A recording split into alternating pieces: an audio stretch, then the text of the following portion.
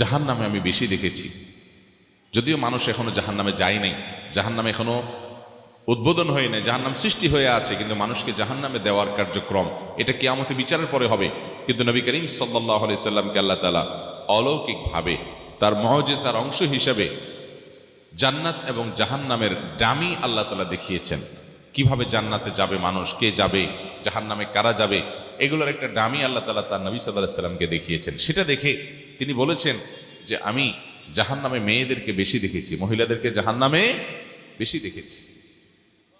তাহলে যেখানে মহিলাদের জান্নাতে যাওয়ার কথা সবচেয়ে বেশি, তাদের জন্য জান্নাতে যাওয়া সবচেয়ে সহজ, অথচ আমাদের মা বোনরা আমাদের নিজেদের ত্রুটি বিচ্ছুতির কারণে, কয়েকটা অন্যায় অপরাধের আধিক্য থাকার কারণে আমাদের মা বোনরা জাহান্নামে অনেক বেশি পরিমাণে যাচ্ছে।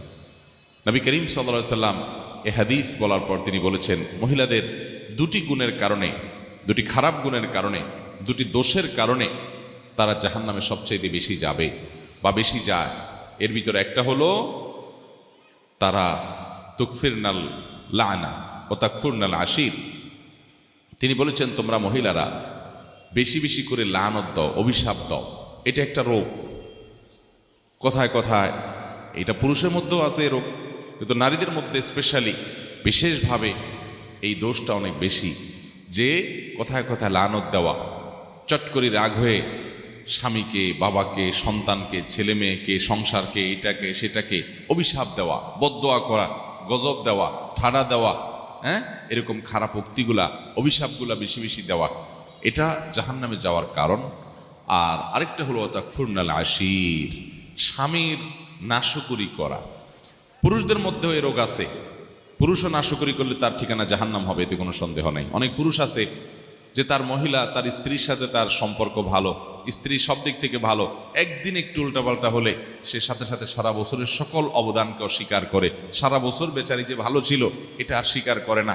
একদিন তরকারিটা খারাপ হলে আর 10 দিন যে ভালো হয়েছে ওটা কথা সে ভুলে যায়। এরকম নিমক হারাম পুরুষও আছে।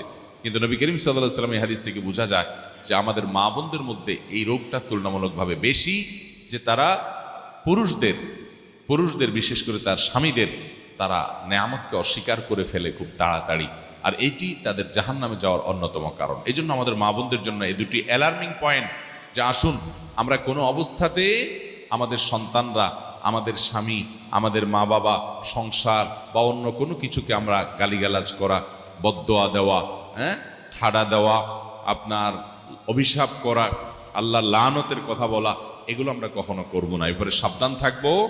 আর দ্বিতীয়ত হলো আল্লাহ তাআলা স্বামীর সংসারে যতটুকু আপনাকে নেয়ামত দিয়েছেন এতটুকুর জন্য আল্লাহ শুকর আদায় করবেন, নাশকরি করবেন না। জীবনে তোমার সংসারে এসে কি পাইলাম, কিছুই পাইলাম না, আমার পুরো জীবন শেষ হয়ে গেছে, অথচ আমি তোমার সংসারে সুখের দেখাই পাইলাম না, এরকম কোনো কথা আমাদের মা বোনরা আমরা বলবো না। বরং আল্লাহ তাআলা আমাকে যে অবস্থা রেখেছেন সে অবস্থা আমরা শুকর আদায় করব। অনেক নারী জান্নাতে যাওয়া, আল্লাহকে সন্তুষ্ট করা, এটা তুলনামূলকভাবে পুরুষদের চাইতে নারীদের জন্য বেশি সহজ। কেন সহজ? নারীদের জন্য জান্নাতে যাওয়ার জন্য শর্ট সিলেবাস আছে। কি সিলেবাস আছে? শর্ট সিলেবাস, সংক্ষিপ্ত কারিকুলাম আছে। এই সংক্ষিপ্ত কারিকুলাম করলেই জান্নাত তাদের। নবী করিম সাল্লাল্লাহু আলাইহি ওয়াসাল্লাম ঈমানদার নারীদের জান্নাতে যাওয়ার জন্য 4টি বৈশিষ্ট্য উল্লেখ করেছেন। তিনি বলেছেন, ইদা সল্লাতিল মারআতু খামসাহা, যখন কোনো নারী 5 ওয়াক্ত নামাজ আদায় করবে, 5 ওয়াক্ত নামাজ সময় মতো, দেরি না করে, ওয়াক্ত হয়ে গেছে তারপর অন্য সব কাজকাম ফেলে রেখে নামাজ ধীর স্থিরতার সাথে সুন্দরভাবে কোনো নারী যখন আদায় করবে, ওয়াসামাত শাহরাহা, আর যখন রমজানের রোজা রাখবে, ওয়া আতাআত যাওজাহা, আর স্বামীর কথা যখন শুনে চলবে, এবং ওয়া হাফিজাত ফারজাহা, 4 নম্বর কাজ হলো নিজের লজ্জাস্থানকে হেফাজত করবে, কারোর সাথে পরকীয়া সম্পর্ক করবে না, কোনো রকম হারাম সম্পর্ক করবে না, ফেসবুকে, অনলাইনে, অফলাইনে, ইনবক্সে, হোয়াটসঅ্যাপে, ইমোতে কোনোভাবে কোনো পরপুরুষের সাথে হারাম কোনো যোগাযোগ করবে না, আল্লাহর ভয়ে নিজের ইজ্জতকে, সম্ভ্রমকে হেফাজত করবে। এই 4টা কাজ যে নারী করবে, 5 ওয়াক্ত নামাজ পড়বে, রমজানের রোজা রাখবে, স্বামীর কথা মেনে চলবে এবং নিজের ইজ্জত, লজ্জাস্থান, সম্ভ্রমকে হেফাজত করবে, গুনাহ করবে না, জিনা ব্যভিচার করবে না, এই 4 কাজটা যে মহিলা করবে, নবী করিম সাল্লাল্লাহু আলাইহি ওয়াসাল্লাম সেই মহিলাকে জান্নাতের যে কোনো জান্নাতের দরজা দিয়ে প্রবেশ করার সুযোগ এবং ঘোষণা দিয়েছেন। তাহলে মহিলাদের জন্য জান্নাতে যাওয়া সহজ। একজন পুরুষ তার জন্য উপার্জনের হালাল হারাম এই বিষয়টা তাকে দেখতে হয়, এটা তার জন্য জটিল। পুরুষ শুধু 5 ওয়াক্ত নামাজ পড়লো, রমজানের রোজা রাখলো, স্ত্রীর হক আদায় করলো, নিজের ইজ্জত হেফাজত করলো, জান্নাতে যাওয়ার জন্য কিন্তু যথেষ্ট না। তার আরও কাজ আছে না নাই? হালাল উপার্জন করা লাগবে কি লাগবে না? হারাম উপার্জন করলে কি জান্নাতে যেতে পারবে? তাহলে পুরুষকে কিন্তু বাহিরে গিয়ে উপার্জন করতে গিয়ে হালাল হারাম বাজ বিচার করতে হয়। বাহিরে গিয়ে উপার্জন করতে গিয়ে কারোর সাথে গন্ডগোল হলে সেখানে যাতে অন্যায় না করে, জুলুম না করে, কাউকে আঘাত না করে, মানুষকে হত্যা না করে, নানান বিষয় পুরুষের উপরে চলে আসে। মহিলাদের জন্য কিন্তু এই বিষয়গুলো আসে না, তাদের জন্য অনেক সহজ। অতএব আমরা সবর করবো তো ইনশাআল্লাহ। আল্লাহ আমাদের মা বোনদেরকে সবর করার তৌফিক দান করুন। কোরআনে হাকিমে আল্লাহ তাআলা 28 নম্বর পারার সূরা তাহরিমের মধ্যে 10 থেকে 12 এই আয়াতগুলোর মধ্যে 4 জন নারীর দৃষ্টান্ত দিয়েছেন।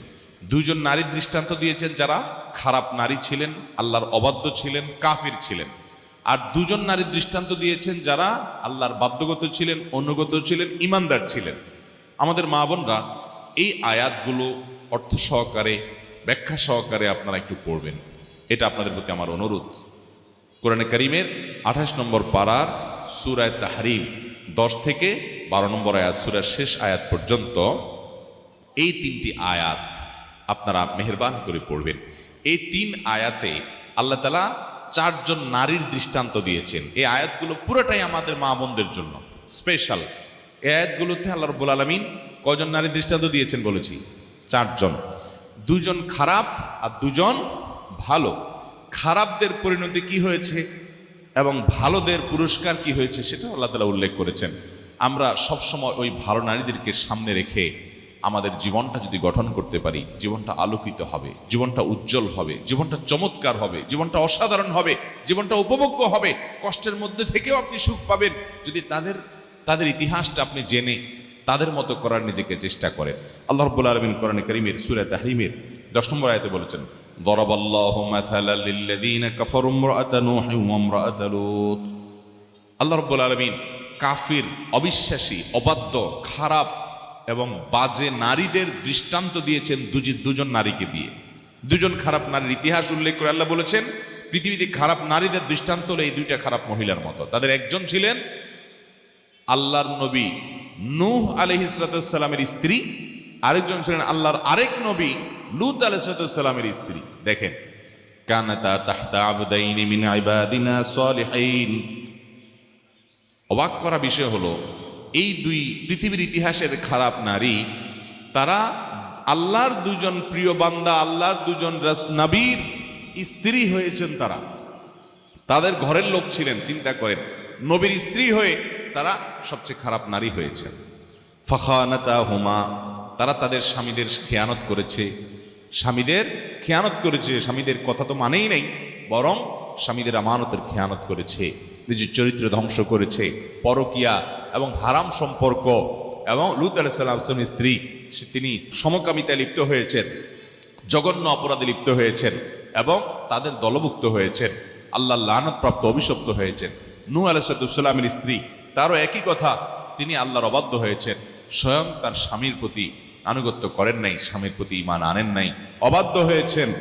আল্লাহ তাআলা বলেছেন, ফালাম ইউগনিয়া আনহুমা মিনাল্লাহি শাইআ ওয়া কিলা দুখুলান নার মা'আদ দাখিলিন।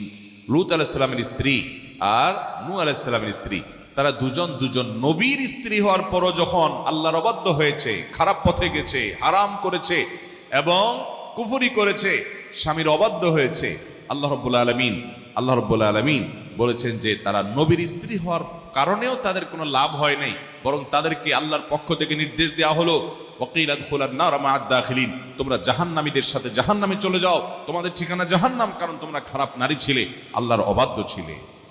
এরপর আল্লাহ বলছেন, ওয়াদারাবাল্লাহু মাসালাল লিল্লাযীনা আমানু ইমরাআতা ফিরআউনা ইয ক্বালাত রাব্বি ইবনি লি ইনদাকা বাইতান ফিল জান্নাহ ওয়া নাজ্জিনি মিন ফিরআউনা ওয়া আমালিহি ওয়া নাজ্জিনি মিনাল কওমিজ জালিমিন। আল্লাহ বলেছেন, যারা ঈমানদার এবং ভালো নারী, তাদের দৃষ্টান্ত, তাদের মডেলকে, তাদের আদর্শকে আমার মা বোনরা খেয়াল করেন। তাদের আদর্শকে আল্লাহ বলছেন, তার আদর্শ হলো ফেরাউনের স্ত্রী। দুনিয়াতে ভালো নারীদের, জান্নাতি নারীদের আদর্শ এবং দৃষ্টান্ত হলেন ফেরাউনের স্ত্রী, আল্লাহু আকবার, একজন খারাপ মানুষ যে নিজেকে আল্লাহ দাবি করেছে, সকল শয়তানিয়তের মূল যে সবচেয়ে জঘন্য কাফির মানব ইতিহাসের, সেই জঘন্য খারাপ মানুষটা ফেরাউন, শত শত হাজার হাজার অগণিত শিশু হত্যাকারী, শুধু শিশু হত্যাকারী নয়, সকল শয়তানি কর্মকাণ্ডের গোড়া এই ফেরাউন, তার স্ত্রী, দেখেন একটা খারাপ মানুষ, একটা কাট্টা কাফের, সবচেয়ে নিকৃষ্ট মানুষ পৃথিবীর ইতিহাসের, এই মানুষটার ঘরে আল্লাহ তাআলা যাকে স্ত্রী হিসাবে পাঠিয়েছেন, এই ভদ্র মহিলা, এ আল্লাহর বান্দি যার নাম আসিয়া, তার সম্পর্কে আল্লাহ বলছেন যে পৃথিবীর সকল ইমানদার নারীদের, ইমানদার মহিলাদের, ইমানদার মানুষদের দৃষ্টান্ত হলো ওই ফেরাউনের ঘরে থাকা তার স্ত্রী আসিয়া। এই আসিয়া শুধু ঈমান আনার কারণে, তিনি নেক কাজ করার কারণে তার স্বামী তাকে জুলুম করেছে, অত্যাচার করেছে, ফেরাউন তাকে কষ্ট দিয়েছে, এমন কষ্ট দিয়েছে যে তাকে রোদের মধ্যে, শুলের মধ্যে ফেলে রেখে তার শরীর থেকে পেরাকের আঘাতে রক্ত ঝরতে ঝরতে পাষণ্ডের মতো করে নির্মমভাবে তাকে দুনিয়া থেকে চলে যেতে হয়েছে, শাহাদাত বরণ করতে হয়েছে, তাকে হত্যা করা হয়েছে, জীবন চলে গেছে শুধুমাত্র একটি অপরাধের কারণে। অপরাধ কি? ফেরাউনকে সে আল্লাহ দাবি করে নাই, ফেরাউনকে সে আল্লাহ হিসেবে স্বীকার করে নাই। সে বলছে না, আমার আল্লাহ, আমার আল্লাহ আমার সৃষ্টিকর্তা, আমার রব আমার সৃষ্টিকর্তা, তুমি সৃষ্টিকর্তা না। সে তাগুতকে অস্বীকার করেছে। ফেরাউন স্ত্রী আসিয়া কাকে অস্বীকার করছে? তাগুতকে, যে নিজেকে আল্লাহ দাবি করছে, আল্লাহর পর্যায়ে মনে করছে, তার সব কর্তৃত্ব সে দাবি করেছে, এটাকে অস্বীকার করেছে। আর আনুগত্য, গোলামি এবং কৃতজ্ঞতা এটা শুধু আল্লাহর জন্য নিবেদন করেছে। এই কারণে তাকে নির্মমভাবে তার স্বামী জালেম ফেরাউন নির্মমভাবে হত্যা করেছে। আল্লাহ তাআলা বলেছেন যে এরা হলেন এই যে কষ্ট হয়েছে, ধৈর্য ধারণ করেছে, স্বামী অত্যাচার করেছে, তারপরও ঈমান ছাড়ে নাই, এই মানুষগুলোর দৃষ্টান্ত হলেন আসিয়া। কষ্ট তার শেষ হয়েছে না শেষ হয় নাই? আসিয়া যে কষ্টে ছিলেন এটা শেষ হয়েছে না হয় নাই? শেষ হয়ে গেছে। আল্লাহু আকবার। এখন জান্নাতে অনন্ত অসীমকালের জন্য তিনি তার মৃত্যুর সময় বলেছেন আল্লাহকে, রব্বিবনি লি ইনদাকা বাইতান ফিল জান্নাহ, আল্লাহ এই অমানুষ স্বামীর ঘরে তো আমার মনে হয় আমার আর টিকা হবে না, আমি তো মনে হয় মরে যাব, আমার তো মনে মেরে ফেলবে, স্বামী তো শেষ। আল্লাহ আপনি জান্নাতে আমার জন্য একটা ঘর নির্মাণ করেন, আমি সেখানে আপনার কাছে চলে যাব। রব্বিবনি লি ইনদাকা বাইতান ফিল জান্নাহ ওয়ানাজ্জিনি মিন ফিরআউনা ওয়া আমালিহি ওয়ানাজ্জিনি মিনাল কওমিজ জালিমিন। আল্লাহ ফেরাউন এবং তার এই অত্যাচার থেকে, তার জালেম সম্প্রদায়ের কাছ থেকে আমাকে মুক্তি দেন, আমাকে আপনার কাছে একটা জান্নাত নির্মাণ করে দেন। তিনি আল্লাহর কাছে তৈরি করেছেন। বিভিন্ন বর্ণনা থেকে বোঝা যায় এবং প্রমাণিত হয় যে আল্লাহ রাব্বুল আলামিন তার জন্য জান্নাতে যে প্রাসাদ নির্মাণ করেছেন, মৃত্যুর আগে আগে দুনিয়াতেই তার সামনে ফেরেশতারা সেটা উপস্থাপন করে দেখাইছেন, এই হলো তোমার ঠিকানা, আল্লাহ তোমার জন্য রেডি করে রেখেছেন। আমার মা বোনেরা, আপনারা হয়তো অনেক জুলুম স্বীকার করেন, আপনাদের হয়তো অনেক কষ্ট হয় অনেক ক্ষেত্রে। আমি আবারও বলছি, আপনাদের কষ্ট যেন না হয়। পুরুষদেরকে আমরা সবসময় নসিহা করি, আজকে আপনাদেরকে পেয়েছি, আমি আপনাদেরকে বলতে চাই, আপনারা আসিয়ার সাথে তুলনা করবেন। আল্লাহ কোরআনে তার দৃষ্টান্ত দিয়েছেন আপনাদের জন্য। ফেরাউন তার স্ত্রী আসিয়ার প্রতি যে জুলুম করছে, আপনারা তো অত জুলুম সহ্য করতে হয় না, অত জুলুম সহ্য করতে হয়? আসিয়া যদি ফেরাউনের এত জুলুম সহ্য করেন, তাহলে আপনাদের আদর্শ হলেন তিনি। অতএব আল্লাহর জন্য সবর করবেন, ধৈর্য ধারণ করবেন এবং আল্লাহর কাছে পানা চাইবেন। আমি বলছি না যে আপনি কোনো প্রতিকার করবেন না, প্রতিকারের চেষ্টা করবেন, জুলুম হলে সেটা থামানোর চেষ্টা করবেন মুরব্বীদের মাধ্যমে, নিজে বা অন্যভাবে। কিন্তু যদি কোনোভাবে আপনি সেটা করতে না পারেন, আপনি অস্থির না হয়ে আপনি আল্লাহর ফায়সালাকে মেনে নিয়ে সবর করবেন, আর সবরের বিনিময়ে আল্লাহ তাআলা জান্নাত দিবেন। আরেকজন নারীর দৃষ্টান্ত আল্লাহ দিয়েছেন ভালো নারীদের। ওমারিয়াম ইবনাত ইমরান আল্লাতী আহসানাত ফারজাহা ফানাফাখনা ফীহি মিন রূহিনা ওয়া সাদ্দাকাত বিকালিমাতি রাব্বিহা ওয়া কুতুবিহি ওয়া কানাত মিনাল কানিতিন। আর মারিয়ামের দৃষ্টান্ত, দুনিয়ার মুসলমান ইমানদার নারীদের, আল্লাহর অনুগত নারীদের দৃষ্টান্ত হলেন মারিয়াম। এই মারিয়াম, তার বৈশিষ্ট্য কি ছিল? তিনি নিজে পুত পবিত্রা ছিলেন, তার চরিত্রে কখনো কালিমা লাগতে তিনি দেন নাই। দেখেন, আজ আমাদের ছেলেদের কথা বলেন, মেয়েদের কথা বলেন, চরিত্রহীনতা, জেনা ব্যভিচার, এটা আজকে এত ব্যাপক হয়ে গেছে। সরাসরি জেনা আজকাল করা লাগে না, ছবি দেখে দেখে মনে মনে জেনা করে, ভিডিও দেখে দেখে মনে মনে জেনা করে, জল্পনা কল্পনা করে। পুরুষরা তো করে, মহিলারাও করে। পুরুষের ছবি দেখে, সুদর্শন যুবকদের ছবি দেখে, সে ছবি নিয়ে মনে মনে আপনি জল্পনা কল্পনা করলেন, জেনা হবে কি হবে না? নবী করিম সাল্লাল্লাহু আলাইহি ওয়াসাল্লাম বলেছেন, জেনাল আইনু আন নাজর আল আইনু তাজনিয়ান, মানুষের আল আইনানে তাজনিয়ান, দুই চোখ জেনা করে যখন হারাম জিনিস দেখে। অনেক মা বোনরা মনে করেন চোখের হেফাজত শুধু পুরুষরা করবে, এটা ভুল। এটা ভুল ধারণা, শুধু পুরুষরা চোখের হেফাজত করলে হবে না। আল্লাহ তাআলা কোরআনে কারিমে পুরুষদেরকে যেমন বলেছেন, কুল্লিল মুমিনিনা ইয়াগুদ্দু মিন আবসারিহিম ওয়া ইয়াহফাযু ফুরুজাহুম, হে রাসূল মুমিন পুরুষদেরকে, ইমানদার পুরুষদেরকে বলে দেন তারা তাদের চক্ষুগুলোকে হেফাজত করে, তাদের ইজ্জতকে তারা হেফাজত করে। যেন এই নির্দেশ যেমন পুরুষদেরকে আল্লাহ করেছেন, একই নির্দেশ নারীদেরকেও করেছেন। কুল্লিল মুমিনাতি ইয়াগুদ্দুনা মিন আবসারিহিন্না ওয়া ইয়াহফাযনা ফুরুজাহুন্না, হে রাসূল আপনি ইমানদার নারীদেরকেও বলে দেন তারাও যেন তাদের চোখকে হেফাজত করে, লজ্জাস্থানকে হেফাজত করে, তারা যেন চরিত্র নষ্ট না করে। জান্নাতে যাওয়ার জন্য এই যুগের সবচেয়ে বড় বাধাগুলোর মধ্যে থেকে একটা বাধা হলো এইটা, যে সৎ চরিত্রবান থাকতে পারা। এটা অনেক বড় চ্যালেঞ্জিং একটা ব্যাপার। দুনিয়াতে আজ এত ফিতনা যে পুরুষ বলেন মহিলা বলেন, ফিতনা থেকে বেঁচে থাকা কঠিন হয়ে যায়। এই জন্য হারাম জিনিস যেন চোখে না পড়ে সেই চেষ্টা করতে হবে। চোখে পড়লে আপনার মনে আসবে, মনে আসলে সেটা বাস্তবায়ন করবেন, আস্তে আস্তে জেনার দিকে চলে যাবেন। আর যদি জেনার দিকে আপনি নাও যান, শুধু তাকিয়ে তাকিয়ে আপনি মজা নিলেন, মনে মনে জল্পনা কল্পনায় হারাম সম্পর্ক করলেন তার সাথে, তাহলে এটাও কিন্তু আপনার জেনা হবে। অতএব আমাদের মা বোনরা দেখেন, আল্লাহ তাআলা মারিয়ামের দৃষ্টান্ত এনেছেন, যে মারিয়াম ছিলেন ঈসা আলাইহিস সালামের মা, যিনি ছিলেন ঈসা আলাইহিস সালামের মা, যিনি ছিলেন ইমরানের পরিবারের, সেই মারিয়াম সম্পর্কে আল্লাহ রাব্বুল আলামিন আমাদের মা বোন আপনাদেরকে বলছে, আল্লাহ তাআলা আপনাদের জন্য দৃষ্টান্ত দিয়েছেন যে মারিয়াম তার চরিত্রকে হেফাজত করছে, তার চরিত্রকে কি করছে? হেফাজত করছে। যার কারণে তার চরিত্রে কোনো কালিমা লাগতে দেয় নাই, কোনো পরপুরুষের ছোঁয়া স্পর্শ লাগতে দেন নাই। তিনি তার ইজ্জতকে হেফাজত করেছেন, সংগ্রাম করেছেন। আল্লাহ তাআলা কোরআনে তাকে দৃষ্টান্ত এনেছেন, আমাদেরকে মারিয়ামের মতো হতে হবে, আমাদের চরিত্রে কোনো কালিমা লাগতে দেওয়া যাবে। আমাদের যুবতী বোন যারা আছেন আপনাদেরকে বলছি, কোনো ছেলে যদি আপনাকে প্রপোজ করে, কোনো ছেলে যদি আপনাকে অবৈধ সম্পর্ক করার প্রস্তাব করে, আল্লাহকে খুশি রাখবার জন্য সৎসাহস করে সেটাকে ডিনাই করে দিবেন। অনেক মেয়েরা আছে হারাম সম্পর্কে জড়ায় পড়ে, কেন? যে আমার বিয়ে হয় না হয়, উপযুক্ত ছেলে পাই না পাই, একটা ছেলে পাইছি, অতএব ও আমাকে অফার করছে, আমি তার কাছে চলে গেলাম। আপনার যদি সারা জীবন বিয়ে না হয়, আপনার যদি সারা জীবন একা একা কাটাতে হয়, তারপরও আপনি কোনো ছেলের সাথে হারাম সম্পর্ক করা জায়েজ হতে পারে। এই শক্ত মনোবল আপনার থাকতে হবে। অনেক বোনরা আছেন, আমাদের অল্প বয়সী মেয়েরা আছেন, মা বাপ জুলুম করে, বিয়ে হতে দেরি হলে তারা নানান কথা শোনায়। মা বাপ অমানুষ, তারা জাহেল, তারা ভালো মুসলমান না, তারা বুঝে না যে একজন নারীকে, একজন মেয়ে সন্তানকে যতদিন লালন পালন করবে, যতদিন ভরণ পোষণ দিবে, আদর স্নেহ ভালোবাসা মমতা দিবে, ততদিন তারা সওয়াব পাবে আল্লাহর কাছে। এটা মা বাপ বুঝে না। অনেক কপাল পড়া মা বাপ মেয়েদেরকে খোঁচায় যে হ্যাঁ তোমার বিয়ে হচ্ছে না কেন। মেয়েরা বাধ্য হয়ে অনেক ছেলেদের সাথে হারাম রিলেশনে চলে যায়। মনে রাখবেন, হারাম রিলেশনে যাবেন না। প্রয়োজনে আপনি পর্দার মধ্যে থেকে উপার্জন করে নিজের পায়ে নিজে দাঁড়াবেন, তারপর আপনি হারাম রিলেশনে যাবেন, সংগ্রাম করবেন। অল্প উপার্জন করলেন, অল্প কামাই করলেন, অল্প খেলেন, প্রয়োজনে ছোট বাচ্চা টিউশনি করলেন, যেভাবে নিজের ইজ্জত হেফাজত হয় সেভাবে করবেন, সংগ্রাম করবেন। মনে রাখবেন জীবনটা খুবই সংক্ষিপ্ত, ভাইয়েরা আমার, বোনেরা আমার, আমরা মায়েরা, জীবনটা খুবই সংক্ষিপ্ত, দেখতে দেখতে চলে যাবে। গতকালকে আমি ঢাকা এয়ারপোর্টে আসার সময় ডোমেস্টিকের ভিতরে দেখলাম যে এক ভদ্র মহিলা, তিনি আরেকজন পুরুষের সাথে কথা বলছেন, যার সাথে কথা বলছেন পুরুষ ভদ্রলোক, অনেক বয়স্ক, 70-80 মতো বয়স হওয়ার কথা। ওনার সাথে কথা বলছেন যে ভদ্র মহিলা, উনি অনেক বয়স্কা, আমার পাশেই। এই বয়স্কা মহিলা ওই ভদ্র পুরুষকে বলছিলেন যে আমি আপনার বাসায় প্রায় যাইতাম, আপনার মনে পড়ে। সম্ভবত তারা শালী দুলাভাবে এরকম কোনো একটা সম্পর্ক তাদের হয়তোবা। বলে যে অনেক বেশি যাইতাম, মনে পড়ে।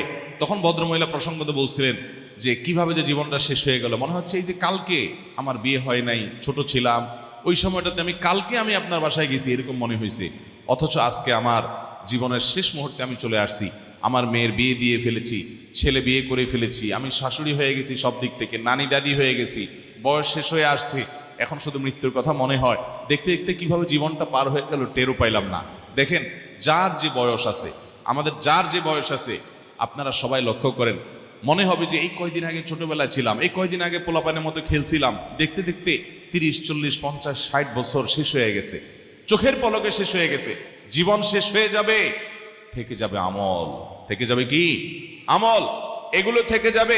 কিয়ামতের ময়দানে আল্লাহ যখন আমলের দপ্তর খুলবেন, আমলের খাতা খুলবেন, একটা একটা করে বের করবেন। ভালো আমল যদি করে যেতে পারেন তো সেখানে হাসি হাসবেন, সুখের হাসি হাসবেন। আর যদি বদামল দিয়ে আমল নামাকে ধ্বংস করেন, জীবন একভাবে পার হয়ে যাবে রে, কিন্তু মৃত্যুর পরে যখন সেগুলোর কারণে শাস্তি দেখতে পাবেন তখন আফসোস করবেন, কিন্তু আর দুনিয়াতে ফিরে আসার সুযোগ থাকবে। অতএব বোনরা আমার, আল্লাহ তাআলা সূরা তাহরিমে যে দুইজন নারীর দৃষ্টান্ত দিয়েছেন শেষে ভালো নারীর, তাদের মধ্যে মারিয়ামের ঈসা আলাইহিস সালামের মায়ের অনুসরণ আমাদেরকে করতে হবে। তিনি তার চরিত্রকে কিভাবে হেফাজত করেছেন। আমি জানি আমাদের বোনরা, ইয়াং মেয়েরা যারা আছেন, আপনাদের জন্য চরিত্র হেফাজত করা কঠিন। ছেলেরা যেরকম জ্বালাতন করে, মা বাবা এরকম অনেক সময় জুলুম করে, সমাজ আপনাদেরকে অনেক সময় খারাপ দিকে চলে যেতে বাধ্য করে। মনে রাখবেন, আপনাকে সংগ্রাম চালাতে হবে এবং অবৈধ কোনো সম্পর্কে জড়াবেন না। অনেক ছেলে আপনার সার ভান করে চরিত্র নিয়ে ছিনিমিনি খেলবে। আপনার যদি চরিত্র ছিনিমিনি নাও খেলে, সে যদি আপনাকে বিয়ে শাদী করবে সেই প্রলোভনও দেয়, মনে রাখবেন আপনার জীবন যাবে, কিন্তু আপনি হারামের দিকে এক কদমও পা বাড়াবেন না। আল্লাহ তাআলা আমাদের বোনদেরকে এই হারাম থেকে বেঁচে থাকার তৌফিক দান করুন। আল্লাহ তাআলা বলেছেন মারিয়াম সম্পর্কে যে তিনি তার ইজ্জতকে, সম্ভ্রমকে হেফাজত করে রেখেছেন এবং চরিত্রকে নষ্ট হতে দেন নাই। ফানাফাখনা ফিহি মির রূহিনা, আল্লাহ তাআলা বলেছেন আমার রূহ সরাসরি আমি ফুৎকার দিয়েছি তার মাঝে, যার কারণে তার মাধ্যমে তার গর্ভে ঈসা আলাইহিস সালামের মতো সন্তানের জন্ম হয়েছে, এত বড় নবী রাসূলের জন্ম হয়েছে।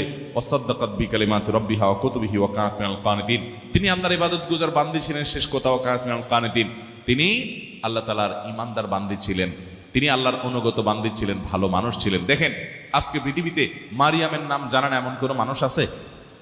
খ্রিস্টানরাও সম্মান করে, মুসলমানরাও সম্মান করে। খ্রিস্টানরা বলে মেরি, মুসলমানরা বলে মারিয়াম। দেখেন কত সম্মান আল্লাহ তাআলা তাকে দিয়েছেন। আসিয়া আজকে তাকে সবাই অনুসরণ করে, ভালোবাসে। ফেরাউনের আর নূহ আলাইহিস সালামের স্ত্রী, লূত আলাইহিস সালামের স্ত্রী যারা খারাপ ছিল, তারা হয়তো দুনিয়াতে কিছুদিন মজমাস্তি করছে, কিছুদিন ফুর্তি ফার্তা করছে, কিন্তু তারা ইতিহাসের আস্থা করে নিক্ষিপ্ত হয়ে গেছে। নোংরা একটা ইতিহাস তাদেরকে ঘৃণা ভরে মানুষ স্মরণ করে। আজকে তারা কোথায় হারিয়ে গেছে। শুধু এরাই নয়, পৃথিবীর ইতিহাসের আসুন আমরা একটু কয়েকশো বছর পিছনে চলে যাই। যত খারাপ মানুষ ছিল, ফেরাউন ছিল, হামান ছিল, নমরুদ ছিল, আবু জাহাল ছিল, আবু লাহাব ছিল, যত কাফের ছিল, সেটা পুরুষ হোক অথবা নূহ আলাইহিস সালাম, লূত আলাইহিস সালামের স্ত্রীর মতো মহিলা হোক, যত কাফের, যত অবাধ্য, যত আল্লাহর নাফরমান বান্দা ছিল, বান্দি ছিল, তারা যখন পৃথিবীতে ছিল, দুনিয়াতে তারা অনেক মাতবরি করেছে, অনেক ফুর্তি ফার্তা করেছে, অনেক ভোগ বিলাস করেছে, কিন্তু আজ পৃথিবীর ইতিহাসে তারা আস্থা করে নিক্ষিপ্ত হয়ে গেছে। তাদের সন্তানের নামে কেউ সন্তানও রাখে না। কোনো কাফের বেঈমানেও নমরুদ নিজের ছেলের নাম রাখে না, ফেরাউন নিজের ছেলের নাম রাখে না, আবু জাহাল নিজের ছেলের নাম রাখে না, আবু লাহাব নিজের ছেলের নাম রাখে না, কোনো কাফেরও রাখে না। তারা এইভাবে ঘৃণিত হয়ে গেছে, হারিয়ে গেছে, নিকৃষ্ট হয়ে গেছে।